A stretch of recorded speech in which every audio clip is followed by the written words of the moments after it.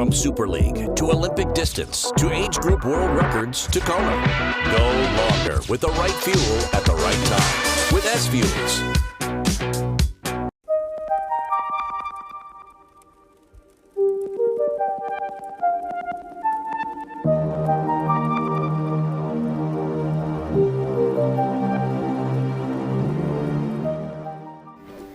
It's Aloha Wednesday, chee! Gonna swing, bike, and run all day. What? Cause it's breakfast with Bob. And Poncho Man, everybody! Welcome to our 11th year of Breakfast with Bob from beautiful Huggos on the Rocks. My name is Bob Babbitt. We are brought to you by Master Spas, SFuels Go Longer, HOKA Let's Fly, Form Smart Swim Goggles, Quintanaroo, Zoot, the original triathlon brand, and of course our Challenged Athletes Foundation, a young man who has had a great year in 2022, coming off of a win at Ironman Texas, followed that up with a 10th at the St. George World Championship, Mr. Ben Hoffman. How you doing, Benny? Yeah, it's great to be back with you and back in Kona. I'm doing really well. So the last time I watched you, I was doing Ironman asked me to do the coverage of Ironman Wisconsin, and it was 55 degrees, pouring rain. You came from Tucson where it was like 95. You lost 40 degrees in like the span of 2 days, and I was shivering watching you on the bike because it looked so freaking cold. How cold was it?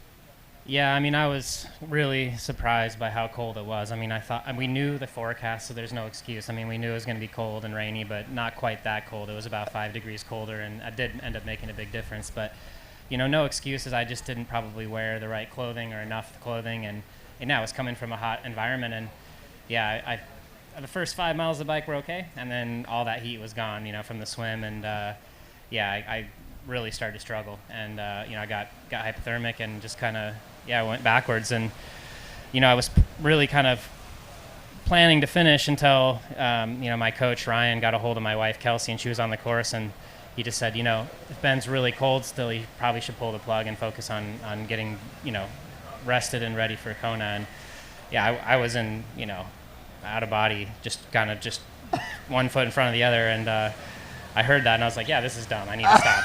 And, so it wasn't the day I planned, but it was a good reminder that anything could happen in an Ironman, and I feel much more prepared for warm conditions here. So looking forward to Saturday. And people underestimate hypothermia.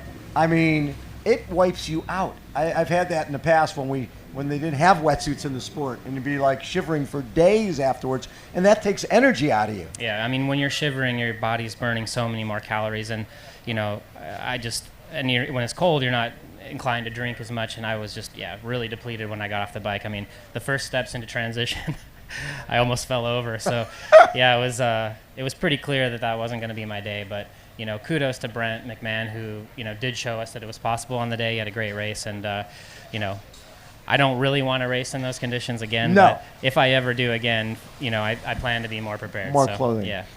So when we were here last time in 2019, you were fourth. Yep, that's right. And you had a great race, and then immediately we're like, okay, I'm going to go to Florida and have a greater race. It's pretty much the way it went, and I did. I had a great marathon there. I battled with Joe Skipper, and I wasn't able to catch him, but I was really happy with my race, and I felt like, man, that was kind of the highest of highs, right? I mean, getting fourth in Kona, where I was 40 seconds from third place, catching up to Sebi on the marathon, and and then following that up with a really strong, performance in Florida, and then having that early qualification. I thought, man, cloud I'm nine. playing with house money. Exactly. And what's COVID? Yeah. Don't know about that yet. Yeah. But unfortunately, 2020 shifted things up a little bit. But here we are, 3 years later, and I'm fit, I'm healthy, my head's in a good place, and I'm really excited for Saturday. Well, and when we look at how our sport has changed in this last 3 years with Gustav and Christian and Magnus, and you got to run with Magnus side by side. And Magnus it was funny because when you guys were in Texas, when you were with Magnus, he talked about that, Ben was so good because he never made eye contact with me. And I learned that when you're racing, the other person does not exist. Ben made me realize that there are ways to go head-to-head with somebody. And you've had that experience before, and you've learned from it. Yeah, definitely. And I mean, the first thing I always like to say about that race is, Magnus, and he's shown it since, right? I mean, he won Challenge Roth. He obviously is a machine, but he had an unfortunate mechanical on the bike there, and that gave me an opportunity to even be in a battle with him in the marathon. I think he may have won the race, by a good margin had he been able to avoid that catastrophic flat on the bike. But he's an incredible athlete, and like you said, this crop that's coming up, they're fast, they're hungry, and they're changing the game, really. Totally. But all that said, Hawaii has a way of kind of equalizing things, I think, and I still believe in my ability to be at the top level out here.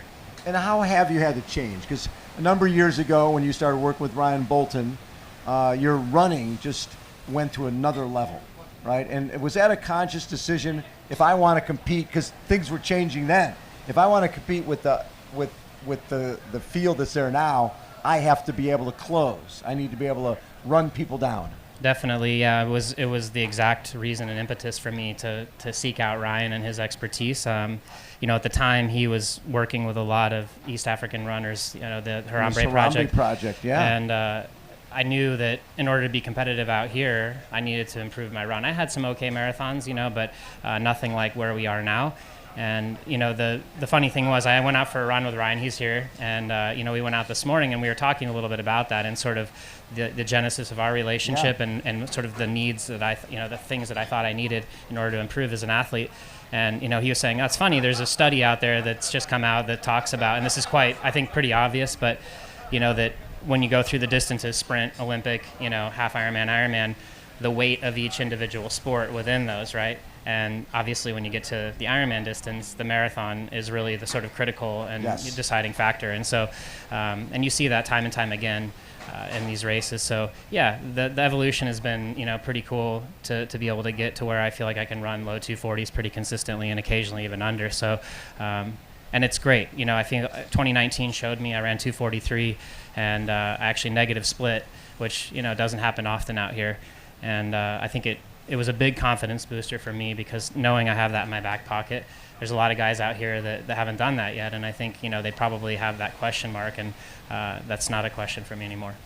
The thought was, because you were so successful coming off of this race and then racing faster in Florida, and then you go and win Texas, and then, Texas, and then you go St. George, which is great. And then the thought was, okay, I'll go to Wisconsin, and because the 3 weeks seems to be, maybe St. George was a little too close. Yeah, I think it was in hindsight. I was still quite fit and motivated, and I felt like I had recovered well. But I think when I got to the marathon, I realized that maybe I was missing a gear or two. Right. And that could have been just that proximity, being 2 weeks apart like that. But I was hopeful that the Wisconsin double might work out a little bit better with timing, and unfortunately it didn't go according to plan. But in the end, it was a really good kind of mental reset for me. Right. I needed a break kind of around that weekend based on the training that I've been doing anyway, and it worked out. I think we were able to get things right back online, and I put in some great training, and now we're just kind of resting up and getting fresh. It was interesting. I talked to Ryan about that, and Ryan said, that just the excitement of racing is a good thing a few weeks before another race, because it's, you like I said, it can be monotonous just putting in those long, you're going to be doing a long workout anyways. You might as well make it a race so that it makes it more fun. Definitely. I think for me too, I'm a volume responder. I train quite a bit. Yes. Maybe more than even, the average guy out here. So it sounds crazy, but, I do think that for me, that's something that I can absorb and maybe even get a fitness boost from. It's, it didn't work out exactly according to plan this time, but that's, sort of how life is, right? So what you really have to do is be adaptable and then make the most of everything, and I think I've done that.